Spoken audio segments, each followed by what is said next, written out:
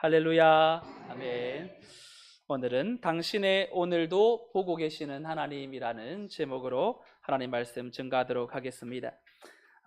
우리의 삶에 일어나는 순간순간 참 돌아보면 하나님께서 우리를 이 홀로 내버려 두지 않으시고 참 필요한 때에 하나님의 사람들을 보내셔서 또 그 위기와 어려움들을 극복해 가도록 만드시는 경우들을 많이 보게 됩니다.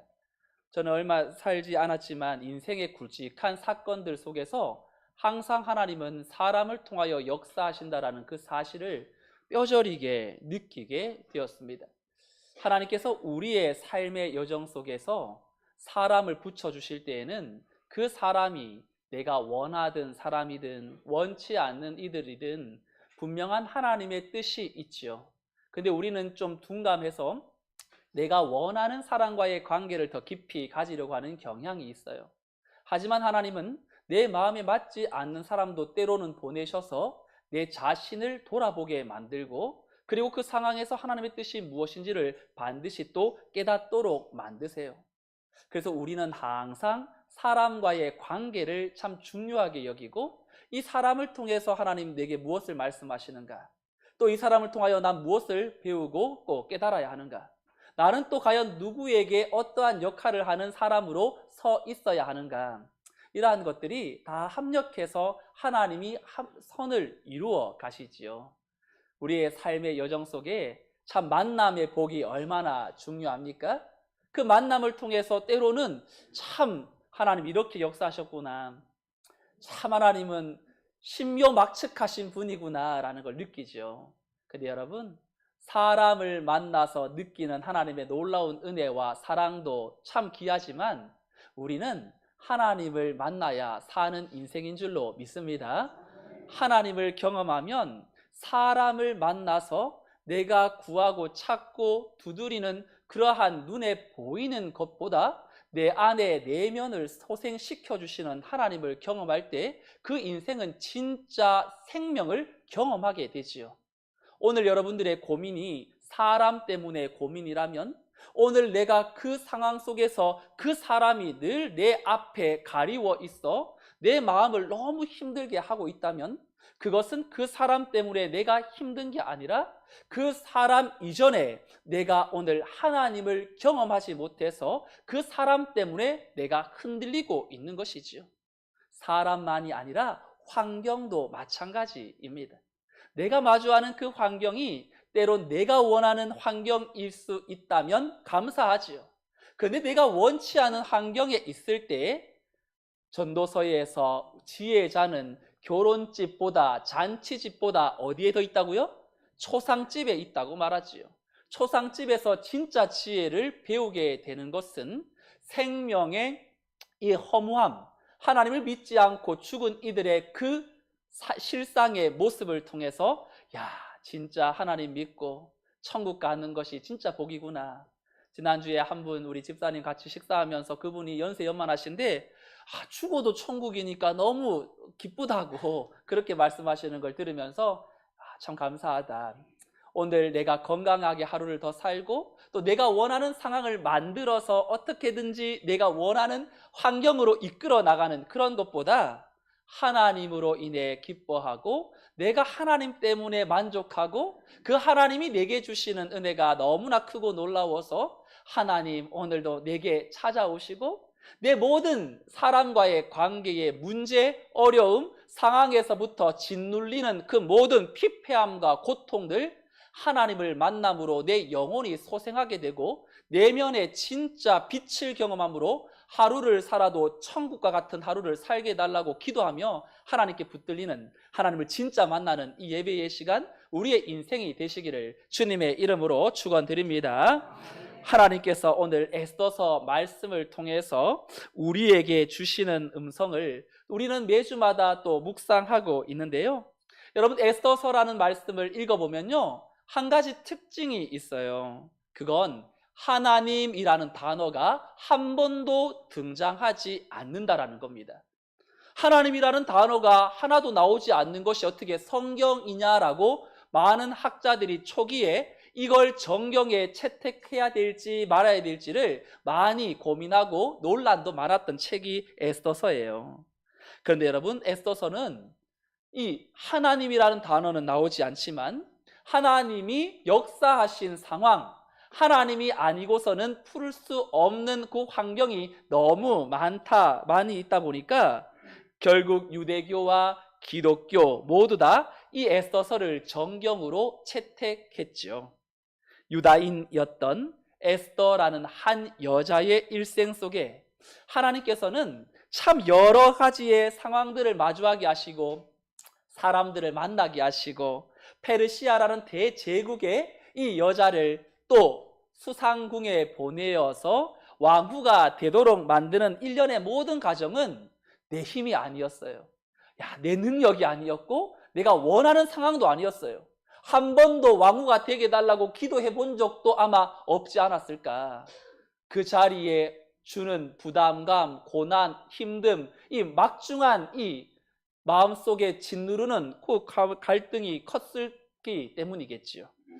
그런데 하나님께서 이 에스더서를 그가 원하든 원치 않든 그 자리에 가도록 만드는 것은 하나님의 뜻하심이 반드시 있다라는 거지요. 오늘 이 예배에 하나님을 만나야 살고 하나님이 붙드시지 않으면 살 수 없다고 고백하고 또 내 모든 상황과 환경 속에서 하나님만을 바라보고 오늘도 이 예배에 참여한 우리가 기억해야 될 것은 내가 걸어가는 가정 속에 이런 상황 허락해 주시고 이런 사람 만나게 해주시고 내가 원하는 시나리오를 기도하는 것이 아니라 하나님이 나를 주관하시고 인도하신다면 어떤 사람, 어떤 상황, 어떤 환경도 하나님께서 내 삶에 이루시는 그 상황과 사람을 통해서 하나님이 이루시는 일이 진짜 선한 일임을 기억하고 하나님께 내 삶을 온전히 내어 맡겨 드릴 수 있기를 주님의 이름으로 축복합니다. 오늘 본문 유다인이었던 에스더가 이제 페르시아의 아하수에로 왕의 아내가 된 후의 일을 오늘 기록하고 있는데요. 19절의 말씀을 다시 보면 이렇게 시작합니다. 처녀들을 다시 모을 때에는 모르드게가 대궐문에 앉았더라. 두 가지 이야기가 등장하죠. 처녀들을 다시 모으는 이야기, 모르드게가 대궐문에 앉아있는 이야기, 서로가 좀 연결은 안 되는 것 같은데 여러 가지를 또 말해줍니다. 먼저 처녀들을 다시 모을 때에는 이라는 말은 여러 가지 의견이 있어요. 견해가 있는데요. 많은 견해의 하나가 뭐냐면 이 에스더가 지금 왕후로 뽑힌 상태였기 때문에 이 처녀들을 다시 모을 때에는 왕후를 뽑기 위해 모은 것은 아니겠지요. 그리고 왕을 위해서 소용될 여인들을 주기적으로 뽑은 것으로 보고 있습니다. 당시 이제 무소불위의 힘을 가지고 있었던 이 왕에게 어쩌면 그의 권위와 욕망을 채우기 위해서는 아마 더 많은 또 후궁들이 필요했을 것이고 또 여러 일들에게 또 이 여인들을 통해서 할 일들이 있었다고 봅니다. 그런데 처녀들을 다시 모을 때에는 이 모르드게라는 사람이 대궐문에 앉아 있다라고 기록하지요. 여러분, 이 구절이 단순히 상황을 설명하는 것처럼 보여지지만 여러분, 이 한 구절은 앞으로 일어날 일을 미리 보여주는 복선과도 같은 구실을 합니다. 여러분, 마치 글을 읽다가 이런 문장을 읽으면 약간 뭔가 뒤이어 일어나는 일들이 좀 심상치 않다는 걸 느끼겠죠. 이런 글. 누이의 편지가 도착한 날 마을 우물가에는 이상하게도 아무도 없었다. 평소와는 이 다른 풍경이 이 큰 사건의 전조로 또 느껴지는 것처럼 처녀들을 다시 모을 때에는 모르드게가 대궐문에 앉았다라는 것은 모르드게가 이 앉아 있는 대궐문을 중심으로 이제 앞으로 일어날 일을 발생한 그러한 이야기가 내포되어 있다고 봅니다. 자, 모르드게가 대궐문에 앉아 있습니다. 근데 여러분, 대궐문에 앉아 있다라는 거는요, 아무나 성문 앞에 앉아 있지 못합니다. 여러분, 사람들이 오면 그 자리가 그 사람의 위치를 알려주죠. 아, 저 자리에 앉아 있으니까 저분은 어떤 분이겠구나. 그런 게 당연히 그 자리를 통하여서 추측할 수 있는 것처럼 모르드게가 대궐문에 앉아 있다는 것은 당시 그 사회의 유지 중에 한 사람, 권위와 영향력을 나타낼 수 있는 신분, 이 대궐은 단순한 출입 통로가 아니라 이 대궐은요, 사법 업무가 처리되기도 했고 행정의 중심지였고 또 재판이 이루어지는 그런 곳이기도 했습니다. 그리고 관리들의 근무지, 왕들이 명하면 그 어명을 전하기도 하고 그리고 상주해서 민원을 처리하는 역할이 이 대궐문 앞에서 일어났던 거지요. 그러니까 모르드게라는 유다인이 대궐문에 앉아 있다는 것은 이 사람의 위치가 이 페르시아 대제국 안에서 나름 유다인 중에서는 영향력을 또 나타낼 수 있는 그런 요즘식의 공무원과도 같은 그런 자리였다고 봅니다. 자, 그런데 20절 말씀 보면 에스더는 모르드게가 명령한 대로 그 종족과 민족을 말하지 아니하니 그가 모르드게의 명령을 양육받을 때와 같이 따름이더라. 여러분 지금 에스더는 어떤 상태지요? 모르드게의 사촌 여동생의 신분입니까? 왕후의 신분입니까? 왕후의 신분이지요. 근데 에스더가 왕후가 되었는데도 어떤 자세를 유지하죠? 모르드게가 명령한 대로 일전에 왕후가 되기 전에 너 왕후로 후보로 이제 나가면 너 유다인이라는 민족, 너 정체성 절대 말해서는 안 된다. 이 삼촌의 이 가르침을, 사촌 오빠의 가르침을 그가 지금도 기억하고 왕후가 되었음에도 불구하고 여전히 종족과 자기 민족을 말하지 않았어요. 이거 무엇을 말하는 것이냐면 이 에스더 시대 때 페르시아 제국에서 이 유다인이 가지고 있는 영향력은 너무 미미했습니다. 거의 없다시피 할 정도였어요. 왜냐하면 소수 민족이었으니까, 이방 나라 사람들이니까. 여러분 예수님 당시에도 주님이 나사렛이라는 무명 시골 마을 출신이라서 빌립이라는 제자가 나다나엘을 예수님께로 막 데려가려고 전도하는데 요한복음 1장 45절에 이렇게 전도해요. 빌립이 나다나엘을 찾아 이르되 모세가 율법에 기록하였고 여러 선지자가 기록한 그 일을 우리가 만났으니 요셉의 아들 나사렛 예수니라, 이렇게 말을 합니다. 그러자 이 나다나엘이 예수님의 출신지가 나사렛이라는 말을 듣고 주님을 어떻게 합니까? 업수히 여기죠. 그리고 이내 요한복음 1장 46절에 보면 나다나엘이 이르되 나사렛에서 무슨 선한 것이 날 수 있느냐. 메시아 주님이 출신지가 깡통 시골이라 보니까 무시하고 배척의 대상이 되었다면 구약의 대제국 페르시아가 이 왕후가 이방 나라 유다 소수민족 출신이라는 것이 드러나게 되면 궁중에 있는 많은 권력자들이 이걸 문제 삼고 정치적으로 이용의 대상으로 삼을 수도 있고 그리고 또 왕으로서의 입지가 흔들릴 수도 있었겠죠.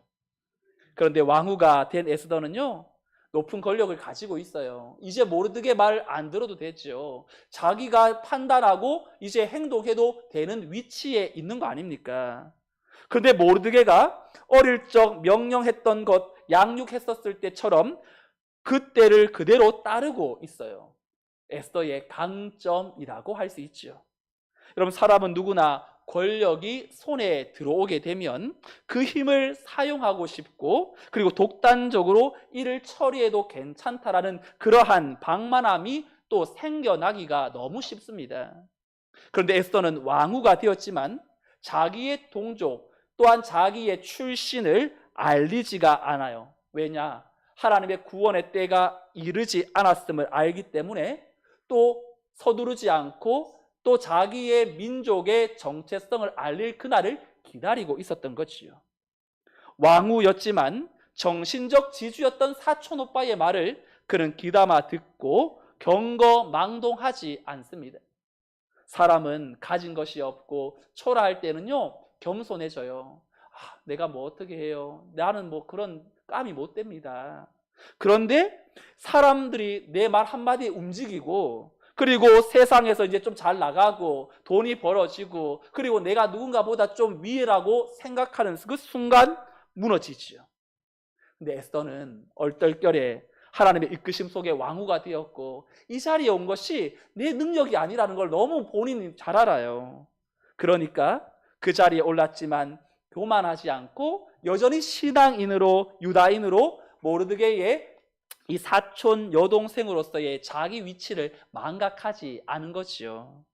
그런데 여러분, 에스더 못지않게 이 오늘 모르드게라는 사람을 오늘 성경은 소개하는데요. 19절에 모르드게의 위치를 대궐문에 앉았더라라고 기록해 놓은 다음 한 번 더 같은 말을 반복해서 21절에도 모르드게가 대궐문에 앉았을 때에 두 번이나 모르드게가 이 대궐문에 앉아 있다라는 걸 성경 기자가 계속 반복하고 있죠.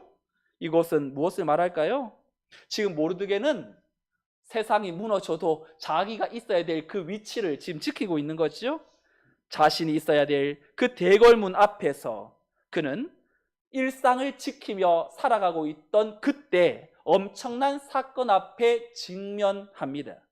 어느 날 모르드게는 고급 정보 하나를 획득해요. 그 정보가 뭐죠? 21절, 22절 말씀을 우리 함께 읽어볼까요? 시작. 모르드게가 대궐문에 앉았을 때에 문을 지키던 왕의 내시 빅단과 데레스 이 원한을 품고 아수에로 왕을 암살하려는 음모를 꾸미는 것을 모르드게가 알고 왕후 에스더에게 알리니 에스더가 모르드게의 이름으로 왕에게 아렌지라. 아멘. 19절 21절 성경 기자가 모르드게가 대궐에 앉아 있다라는 말을 두 번이나 반복하면서 앞으로 펼쳐질 일에 대해서 복선구시를 하는 문장이라고 말씀드렸어요. 아니나 다를까 모르드게가 궁궐에 앉아 있을 때에 문을 지키던 왕의 내시 빅단 그리고 데레스라는 두 사람이 어떤 이유인지는 모르지만 왕에게 원한을 품고 왕을 암살하려는 음모를 꾸민다라는 사실을 획득하게 된 겁니다. 빅단과 데레스는 내시였는데 당시 이 내시는 왕의 최측근 그리고 왕을 음해하거나 또 이제 암살할 수 있는 제일 가까운 위치에 있는 사람들이겠지요. 우리나라 역사를 봐도 왕의 측근에서 이 음해하려는 시도는 여러 번 일어납니다. 특별히 왕의 음식에 독극물을 넣어서 이 왕을 또 시해하려고 하는 그러한 일들이 일어나기 때문에 왕은 항상 자기가 먹는 음식을 이 궁녀 내시를 통해서 먼저 맛을 보도록 했지요. 창세기에 보면 이 바로 왕의 측근에 있었던 술 맡은 관원장 그리고 떡을 굽는 관원장이 이들이 바로 이 내시로서 음식을 미리 맛보고 왕에게 전달했던 사람들이었습니다. 그런데 이 일에 1급 비밀을 이 모르드게가 알게 되어 버리지요. 이것이 우연이 아니라 하나님께서 이루어 가시는 그 과정 속에 있습니다. 지금 이 모르드게는 이 페르시아 왕에 대해서 부정적인 생각을 가지고 있지 않아요. 만약 그가 가지고 있었다면 이 내시들과 똑같이 음해하는 데에 또 마음을 모았을지도 모릅니다.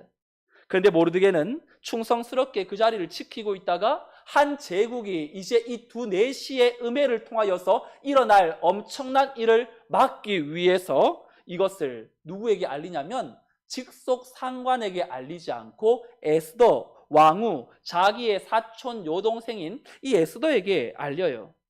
여러분, 만약 모르드게가 이 일을 이 자기 직속 상관 높은 사람에게 알렸다면 만약 이 문제가 잘못 와전되면 모르드게가 더 큰 위험에 처하게 되지요. 그런데 왕후에게 알리면 왕후는 자기와의 이 혈육 관계이기 때문에 그 말을 듣고 또 왕후가 가지고 있는 권세로 왕에게 알릴 때에 이 문제가 일사천리로 또 이루어져 갈 것임을 그가 알고 왕후에게 알립니다. 그리고 왕후는 이제 모르드게가 이 일에 대해서 증언했고 빨리 조사하여서 바로 잡으라고 왕에게 알리자 왕은 23절에 조사하여 실증을 얻었으므로 두 사람을 나무에 달고 그 일을 왕 앞에서 궁중일기에 기록하니라. 모르드게의 제보로 조사가 진행이 되었어요. 그리고 그 음모가 사실로 드러나면서 즉각적인 처형이 이루어졌습니다. 그리고 이 일에 공을 세웠던 모르드게는요, 어떤 보상을 받았다고 기록하지 않아요. 단지 궁중일기에 기록이 되었다고 하면서 일단락이 되어버려요. 여러분, 오늘 본문에 복선구시를 하는 문장이 두 가지가 나오는데, 하나는 모르드게가 대궐문에 앉아 있더라라는 문장이고, 또 하나는 23절 끝에 그 일을 왕 앞에서 궁중일기에 기록하니라. 여러분, 상식적으로 궁중일기를 기록한다면 이렇게 쓰여져야 되지 않을까요? 조사하여 실증을 얻었으므로 두 사람을 나무에 달고 이 일에 공을 들인 모르드게는 큰 상을 받았더라. 이것이 궁중일기에 기록이 되어야 당연할 것처럼 보이는데, 음모를 밝힌 모르드게의 공은 어디 가고 없고 그저 궁중일기에 기록이 되고 나서 이것이 그냥 묻혀버려요. 그럼 궁중일기는 왜 씁니까?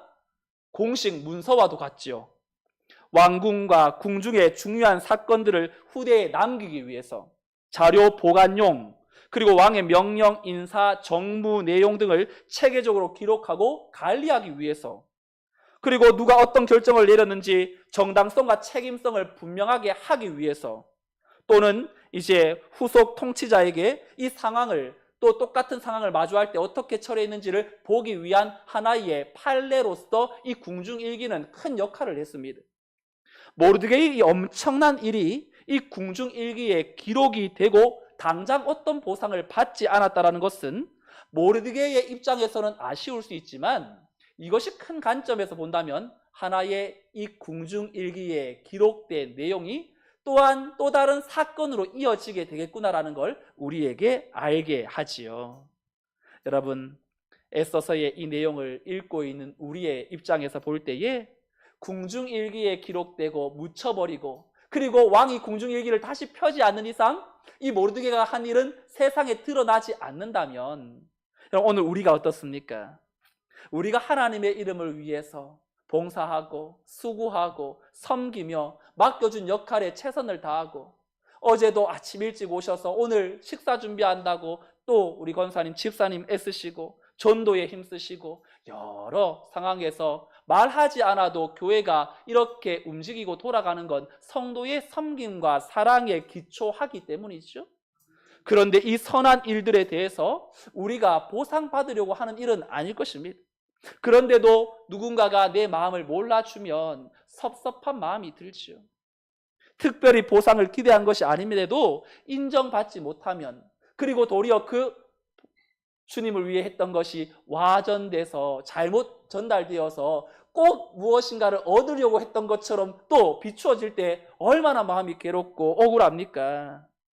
모르드게가 자신의 공적을 기억해달라고 호소하거나 몸부림치지 않아요. 사실 아하수에로 왕이 모르드게의 공적을 잊어버린 것은 우연이 아니라 저는 하나님께서 잊어버리게 만든 결과라고 봐요. 왜냐하면 지금이 아니라 하나님의 때, 카이로스, 하나님의 결정적인 그 타이밍이 되었을 때에 이 사건을 통하여서 하나님의 더 큰 일을 이루시려고 하시는 하나님의 이 계획 속에 담겨 있는 것이죠. 여러분, 우리의 인생도 마찬가지입니다. 하나님이 왜 오늘 우리를 바라보고 계실까요? 성도의 오늘을 보고 계시는 하나님, 그 보고 계시는 하나님께서 우리에게 참으로 잊지 않도록 만드시는 것 한 가지, 하나님은 성도가 살아가는 이 하루하루의 삶을 통해서 하나님께서 내 삶에 내가 했던 말도 잊어버리고 또 내가 기억하지도 못하는 것도 하나님은 기억하고 계세요. 여러분, 성경에 보면 이런 이야기가 나옵니다. 예수님이 다시 오실 때 양과 염소를 구분해 놔요. 알죠? 근데 양은 오른쪽에, 염소는 어디에? 왼편에 둬요. 근데 오른편에 있는 양들과 같은 성도들에게 하나님 말씀하세요. 야, 너희들은 진짜 너무 존귀하다. 내가 헐벗었을 때 나를 먹을 것을 주고, 내가 힘들 때 나와 함께 있었고, 내가 매 맞을 때 나에게 위로하고, 참 역할이 참 컸다. 근데 양들은 뭐라고 말하죠? 우리가 언제 그 일을 했습니까? 우리 언제 그 일을 했습니까? 근데 하나님이 작은 자 하나에게 한 것이 곧 내게 한 것이니라 이렇게 말해요. 잊어버렸어요. 이들은. 왜 잊어버렸을까요? 하나님이 하신 일이기 때문에. 간혹 저는요, 누군가에게 사랑을 베풀면요, 그게 어떨 때는 다 기억이 날 때가 있어요. 염소와 같은 사람이죠. 염소는요, 하나님이 야, 너 내가 헐벗을 때 주지도 않고 내 매 맞을 때 뭐 아파하지도 않고 공감도 안 해주고 너 도리어 뭐 완전히 나 막 무시하고 그랬던데, 그랬더니 염소 같은 사람들 뭐라고 합니까? 우리가 언제 그런 일을 안 했습니까? 언제 우리가 먹을 거 안 주고 언제 안 돌봐주었습니까? 작은 자 하나에게 하지 않은 것이 곧 내게 하지 않은 것이다 라고 이렇게 하지요. 그런데 어떤 분은 잊어버려요. 자기가 했는지도 몰라요. 이렇게 저 힘들 때 해주셨잖아요. 근데 그분이 다 잊어버려요. 아, 그랬나? 그분이 잊어버려요. 왜 잊어버릴까요? 하나님이 하신 일이기 때문에 그렇거든요. 근데 사람이 하는 일은요, 다 꼼꼼히 받은 은혜는 잊어버리고 내가 베푼 은혜는 조목조목 따져서 그걸 나타내려고 할 때가 있죠. 오늘 말씀을 정리하면서 저는 아브라함이 생각났습니다. 아브라함이 심중에 고민이 참 많았던 사람이에요. 안정형이거든요, 아브라함은. 그래서 하나님이 아브라함에게 너 나갈 때 갈 바를 알지 못하고 나가면 내가 큰 민족을 이루어 줄게. 내가 지시할 땅으로 가봐. 그러면 놀라운 일이 있어. 이렇게 하나님이 아브라함을 끌고 가시는데요, 어느 날 찾아오셔서 아브라함에게 이런 말씀을 하세요. 창세기 15장 1절 말씀 함께 읽어볼까요? 시작. 이후에 여호와의 말씀이 중에 아브라함에게 임하여 이르시되 아브라함아 두려워하지 말라. 나는 내 방패요 너의 지극히 큰 상급이니라. 아멘. 이 말이 왜 나왔냐면 앞장에 14장에 보면 아브라함의 조카 롯이 이제 이 다른 왕들에 의해서 이제 잡혀갑니다. 조카 롯이 거하고 있었던 곳은 소돔과 고모라 땅이었는데 이 소돔과 고모라는요, 이 소돔이라는 도시 국가예요. 그런데 이 소돔 왕이 자기보다 더 강한 이 동방의 왕들에게 조공을 12년 동안 바치고 있었는데 13년째 되던 해에 조공을 안 바쳐요. 그러니까 동방의 네 왕들이 일어나서 이제 괘씸하게 여기고는 이 소돔과 고모라를 치러 옵니다.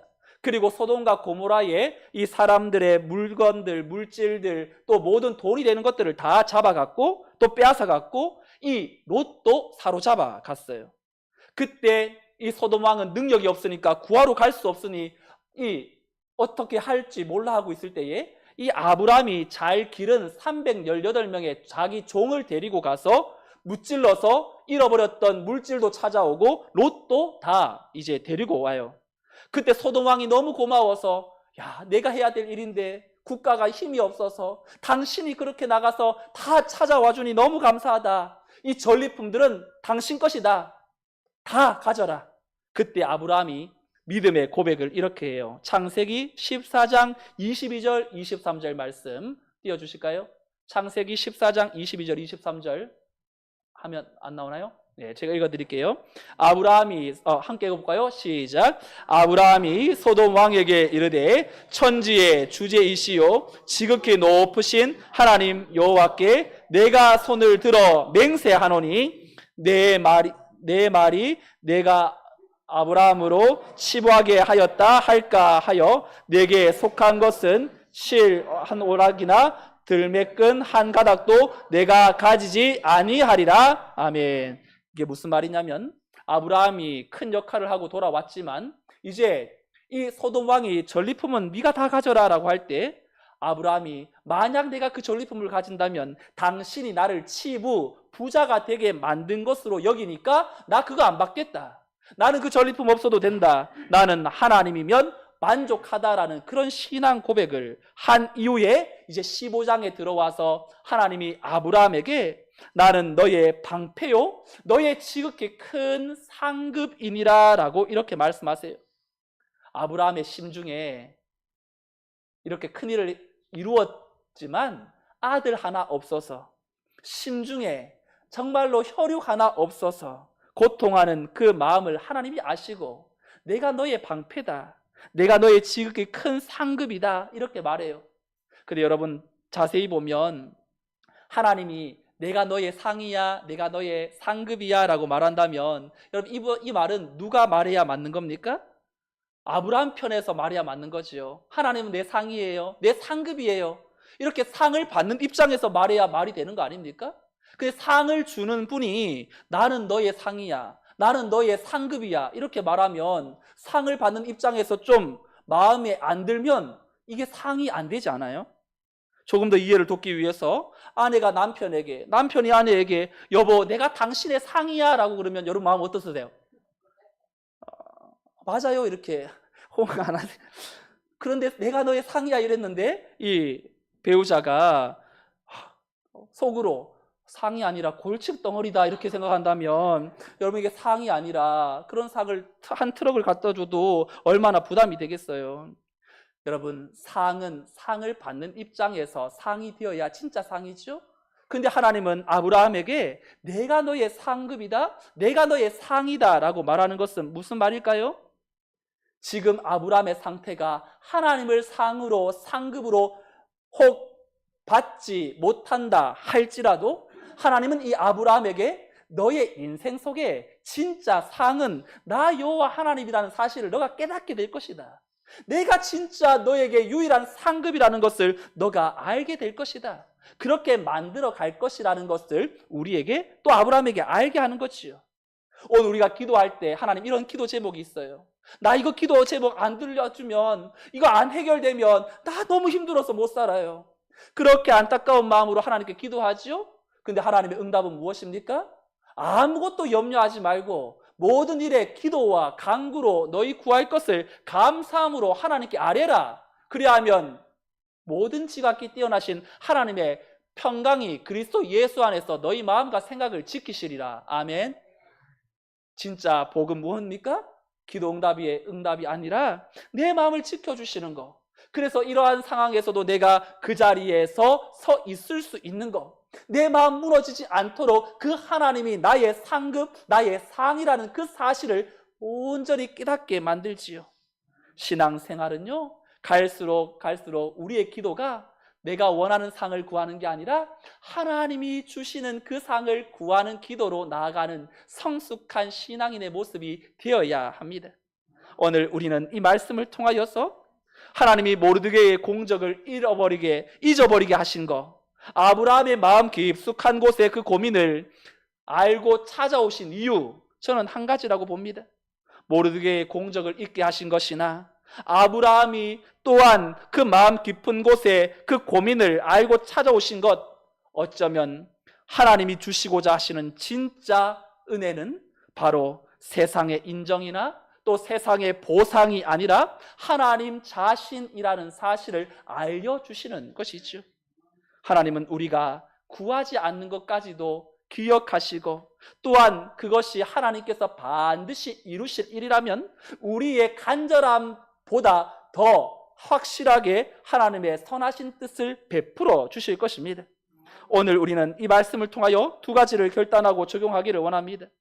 아무 일도 일어나지 않은 것처럼 보이는 일상의 자리에서 우리가 하나님 앞에서 참으로 잊혀진 듯 기록된 모르드게의 그 선행을 궁중일기에 새겨놓았다가 마침내 적절한 때에 사용하시는 하나님의 신실하신 성품을 우리가 확신하고, 우연처럼 보이는 만남과 사건 속에서 언제나 하나님의 섭리와 계획이 흐르고 있음을 기억하고 하나님이 맡겨주신 우리의 그 작은 자리를 충실하게 지켜낼 수 있는 믿음의 성도들이 되시기를 소망합니다. 때로는 내 삶이 기록되어 잊혀져 버린 것처럼 보이지만 나의 작은 선한 수고가 당장 다른 이들에게 인정받지 못하고 또 잊혀진다고 할지라도 우리의 오늘을 낱낱이 보고 계시는 하나님께서 우리가 원하는 것보다, 내가 기도하는 것보다 더욱 이루시는 그 하나님을 바라보며, 너 그 문제 때문에 고민하고 있지? 근데 그 문제가 해결되면 너 나를 찾겠느냐? 너 그 문제 때문에 나를 찾았다면 그 문제가 해결되면 나와 너의 관계는 어떻게 되겠느냐? 너의 진짜 큰 상급은 나 여호와 하나님이 되어야 한다고 오늘 우리에게 말씀하시는 것을 기억하고, 어떤 일에 처해 있든지 어떤 상황에 우리가 놓여 있든지 하나님 그 한 분으로 만족함으로 그 하나님으로 인하여 내 삶에 다시금 최고 올라가는 은혜의 역동성이 회복되는 복된 믿음의 권속들이 되시기를 주님의 이름으로 축원드립니다. 아멘. 다 같이 자리에서 일어나셔서 말씀을 생각하고 함께 찬양하고 기도하겠습니다. 나의 기도하는 것보다 더욱 응답하시는 하나님,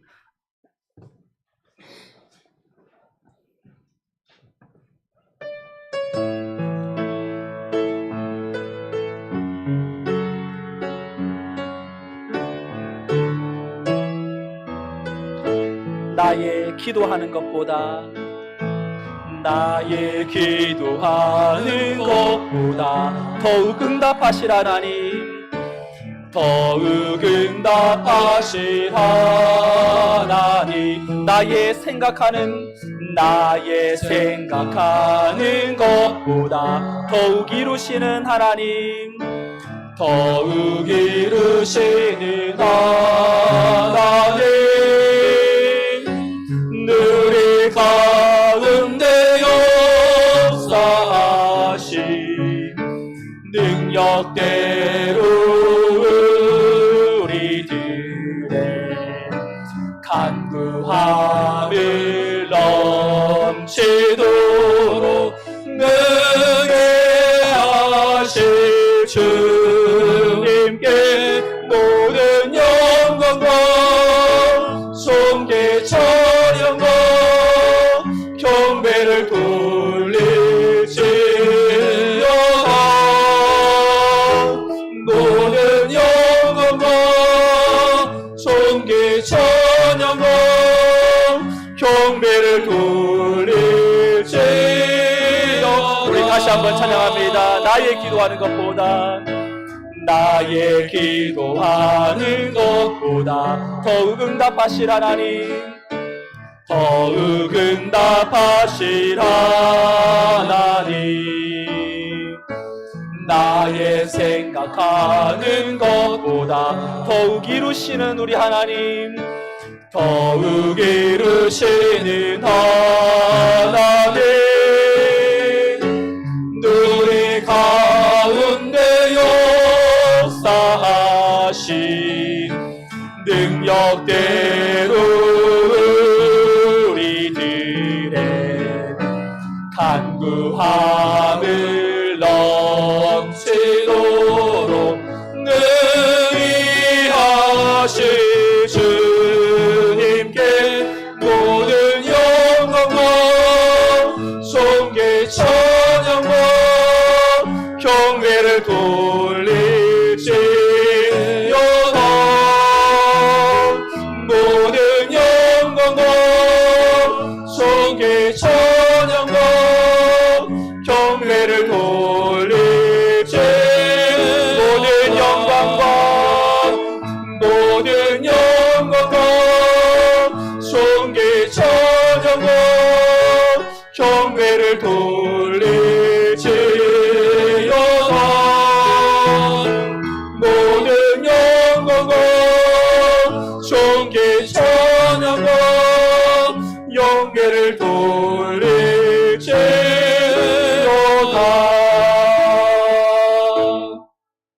우리 함께 이 시간 기도하겠습니다.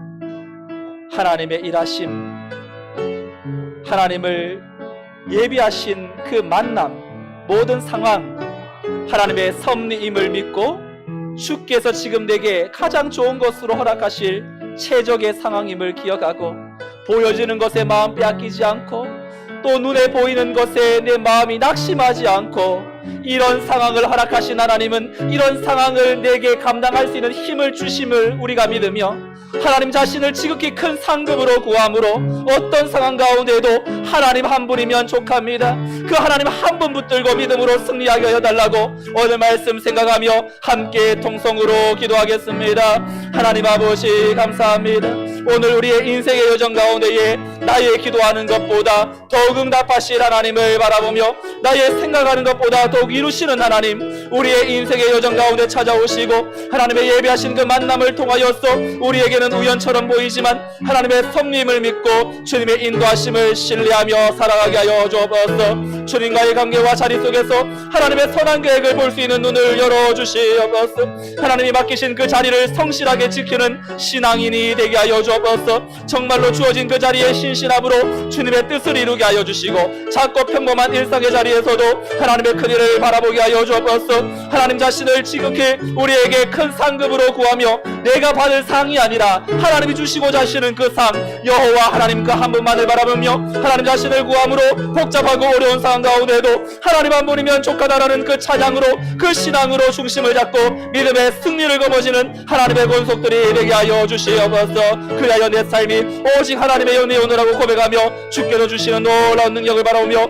영광과 존귀와 찬양과 경배를 올려드림으로 하나님이 가시는 놀라운 그 선하신 뜻 앞에 붙들림 받을 수 있도록 하나님 인도해 주옵소서. 믿음의 주님을 바라보게 하여 주옵소서.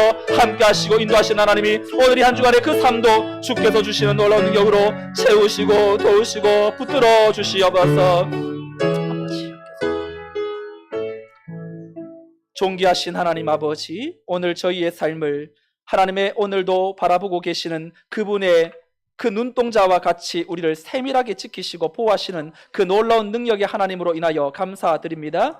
저희가 계획하고 이루려 했던 많은 일들이 뜻대로 되지 않았을 때 좌절했지만 그 모든 우연을 가장한 필연 뒤에는 저희를 향한 가장 좋은 길로 인도하시는 하나님의 섬세한 손길이 있었음을 고백합니다. 모르드게가 대궐문에 앉아 자신의 자리를 충실히 지켰을 때 하나님께서 그를 통하여 역사를 이루셨던 것처럼 보이지 않는 곳에서 행하는 우리의 작은 순종과 선한 수고들을 하나님께서 하나님의 생명책에 잊지 않고 기록하고 계심을 믿습니다.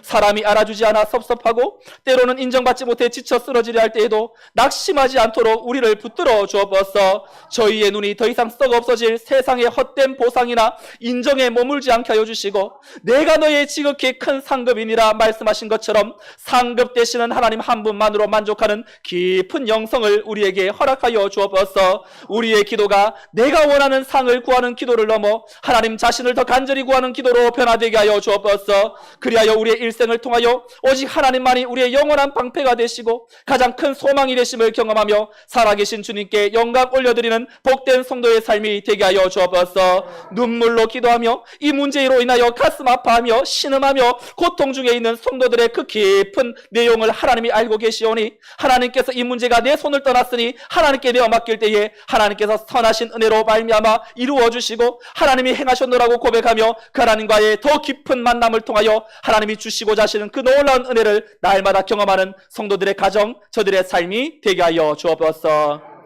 이제는 우리 주 예수 그리스도의 은혜와 하나님의 크신 사랑과 성령님의 인도 보교통 충만 역사하심이 내 뜻을 벗어난 그 상황에서 하나님의 선하신 뜻이 이루어짐을 기억하고 오늘 내게 맡겨주신 작은 그 역할에 충실하며 하나님이 내게 이루시는 그 일들을 기대하며 나의 생각하는 것보다 더욱 응답하시고 나의 기도하는 것보다 더욱 이루시는 그 하나님을 앞세워 나의 상급, 나의 진정한 소망 그 하나님으로 만족하며 믿음의 삶을 온전히 감당하노라 다짐하게 하는 모든 성도들의 삶과 저들의 가정과 자녀와 생업 위에 눈물로 기도하는 모든 성도들의 그 문제 위에 또 국방에 나가 있는 아들들과 또한 영적으로 육적으로 공고하는 주의 성도들 위해 이 나라 민족 열방 위에 이제로부터 영원토록 함께 있을지어다. 아멘.